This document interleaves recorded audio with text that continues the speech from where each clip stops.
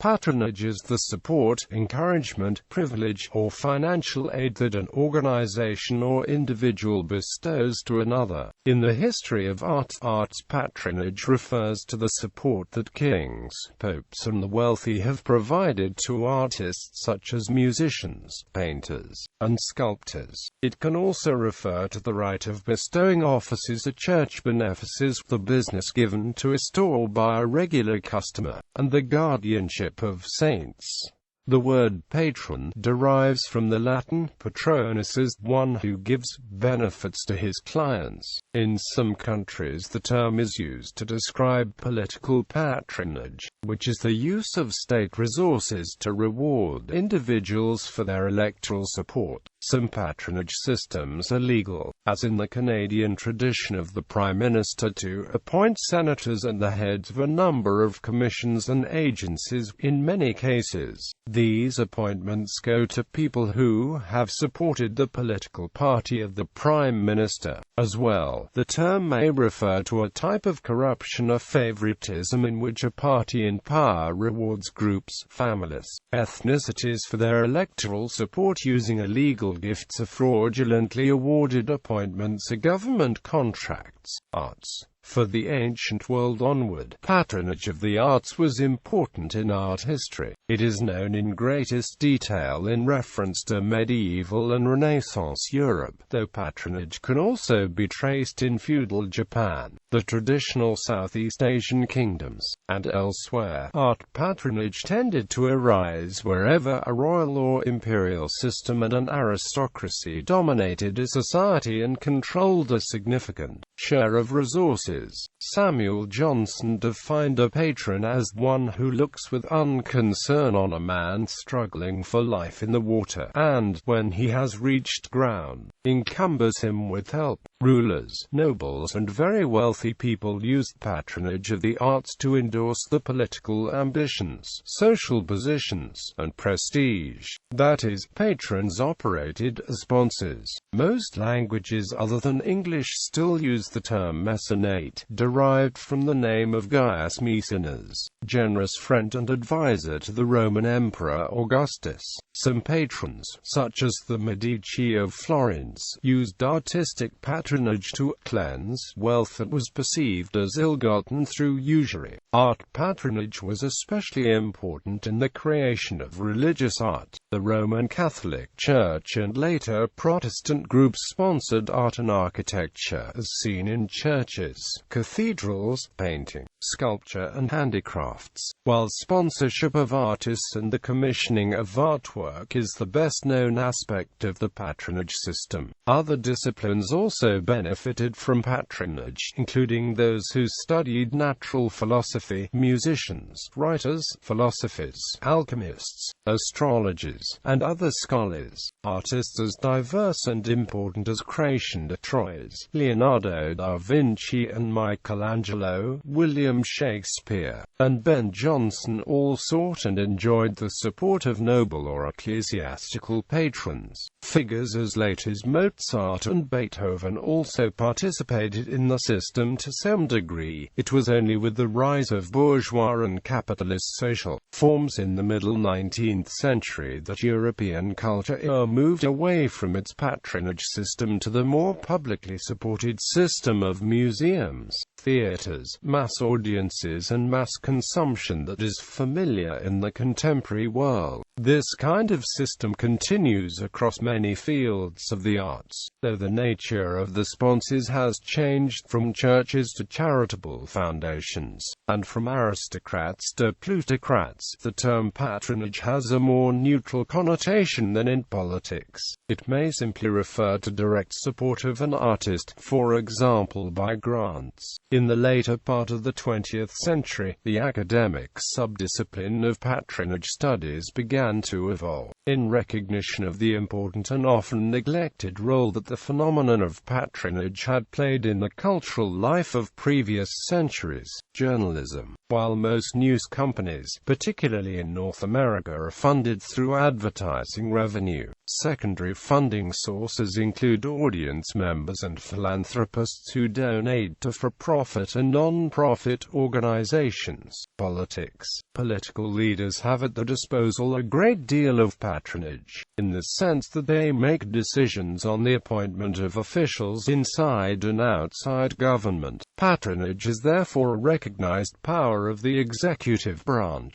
In most countries, the executive has the right to make many appointments, some of which may be lucrative. In some democracies, high-level appointments are reviewed or approved by the legislature. In other countries, such as those using the Westminster system, this is not the case. Other types of political patronage may violate the laws or ethics codes, such as when political leaders engage in nepotism and cronyism, such as fraudulently awarding non-competitive government contracts to friends or relatives, or pressuring the public service to hire an unqualified family member or friend. Philippines. Political patronage, also known as padrino system, also a slang called as baliming in the Philippines, has been the source of many controversies and corruption. It has been an open secret that one cannot join the political arena of the Philippines without mastery of the padrino system. For the lowest barangay official, to the President of the Republic, it is expected that one gains political debts and dispenses political favor to advance one's career or gain influence, if not wealth. Russia. After Soviet leader Vladimir Lenin's retirement from politics in March 1923 following a stroke, a power struggle began between Soviet Premier Alexei Rykov, Pravda editor Nikolai Bukharin, Profintern leader Mikhail Tomsky, Red Army founder Leon Trotsky, former Premier Lev Kamenev, Comintern leader Grigory Zinoviev, and General Secretary Joseph Stalin. Stalin used patronage to appoint many Stalinist delegates to the party Politburo and Sovnarkom in order to sway the votes in his favor, making Stalin the effective leader of the country by 1929.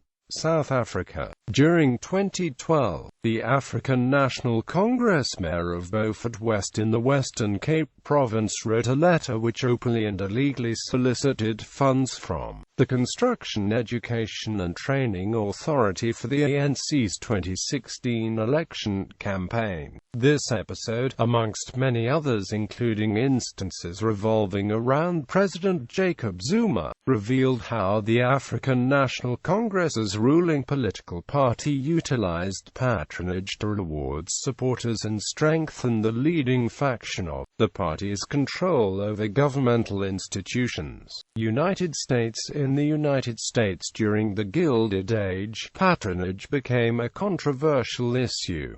Tammany boss William M. Tweed was an American politician who ran what is considered now to have been one of the most corrupt political machines in the country's history. Tweed and his cronies ruled for a brief time with absolute power over the city and state of New York. At the height of his influence, Tweed was the third largest landowner in New York City, a director of the Erie Railway, the 10th National Bank, and a New York printing company, as well as proprietor of the Metropolitan Hotel. At times he was a member of the United States House of Representatives, the New York City Board of Advisors, and the New York State Senate. In 1873, Tweed was convicted for diverting between $40 million and $200 million of public monies. When James Garfield became president, he appointed corrupt men to several offices.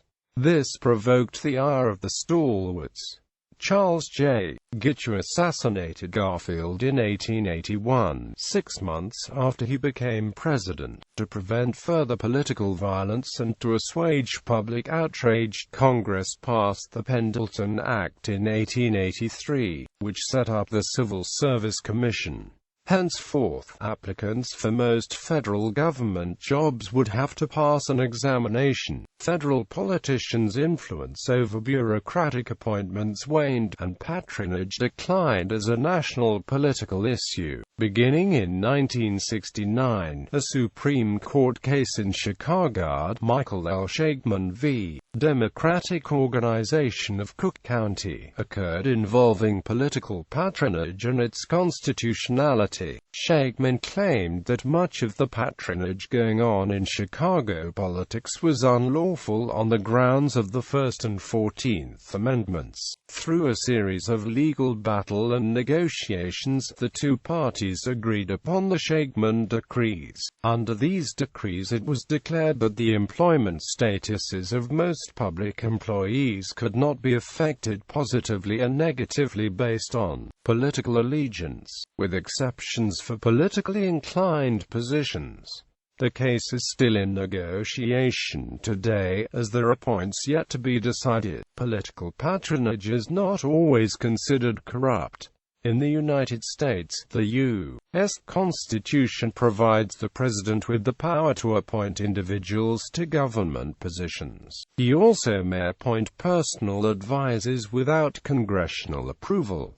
Not surprisingly, these individuals tend to be supporters of the president. Similarly, at the state and local levels, governors and mayors retain appointments powers. Some scholars have argued that patronage may be used for laudable purposes, such as the recognition of minority communities through the appointment of the members to high-profile positions. Fairfield has argued that patronage be used for four general purposes: create or strengthen a political organization, achieve democratic or egalitarian goals, bridge political divisions and create coalitions, and 2. Alter the existing patronage system. Venezuela burguesia is a term that was coined by journalist Juan Carlos Zapata in order to define the oligarchy that has developed under the protection of the Chavez government. During Hugo Chavez's tenure, he seized thousands of properties and businesses while also reducing the footprint of foreign companies. Venezuela's economy was then largely state-run and was operated by military officers that had the business and government affairs connected. Senior fellow at the Brookings Institution, Harold Trincunas, stated that involving the military in business was a danger, with Trincunas explaining that the Venezuelan military has the greatest ability to coerce people into business like they have, according to Bloomberg Business,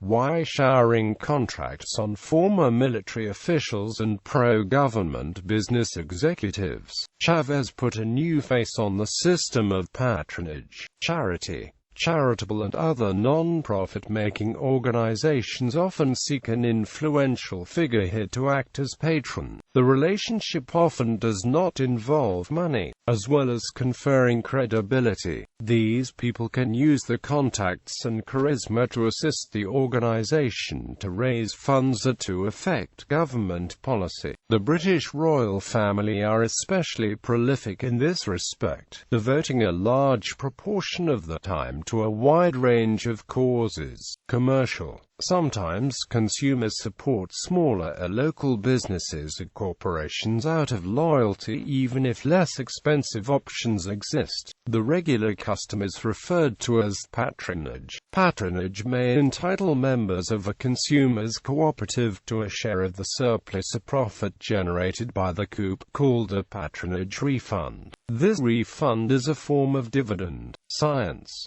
There are historical examples where the noble classes financed scientific pursuits. Many barmaids were patrons of the sciences, which greatly helped the propagation of Indian science and scholarship from the neighboring academy of Gundishapur into the Arabic world. They patronized scholars such as Gabir and Jabril ibn Bukhtu.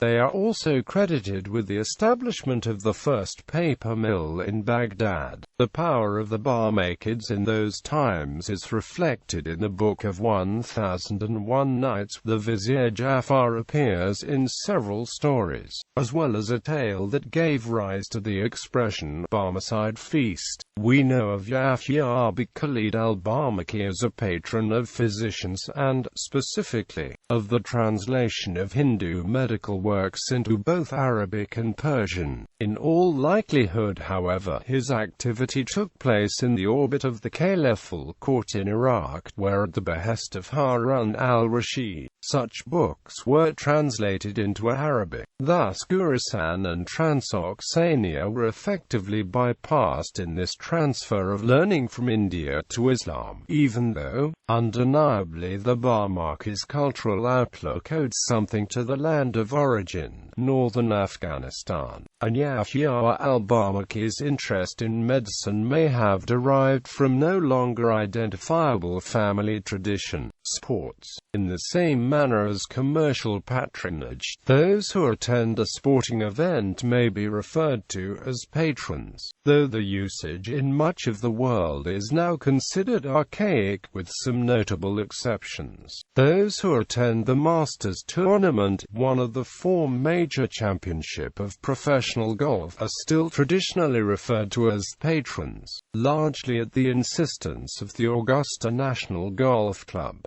This insistence is occasionally made fun of by sports writers and other media. In polo, a patron is a person who puts together a team by hiring one or more professionals. The rest of the team may be amateurs, often including the patron himself. Also, people who attend hurling or Gaelic football games organized by the Gaelic Athletic Association are referred to as patrons. Ecclesiastical. Catholic patronage of Our Lady. The liturgical feast of the patronage of Our Lady was first permitted by decree of the Sacred Congregation of Rites on 6 May 1679, for all the ecclesiastical provinces of Spain, in memory of the victories obtained over the Saracens, heretics and other enemies from the 6th century to the reign of Philip IV of Spain. Pope Benedict XII ordered it to be kept in the Papal States on the third Sunday of November. To other places it is granted, on request, for some Sunday in November, to be designated by the ordinary. In many places the feast of the patronage is held with an additional Marian title of Queen of All Saints, of Mercy, Mother of Graces. The office is taken entirely from the Common of the Blessed Virgin, and the Mass is the Salve Sancta Parens.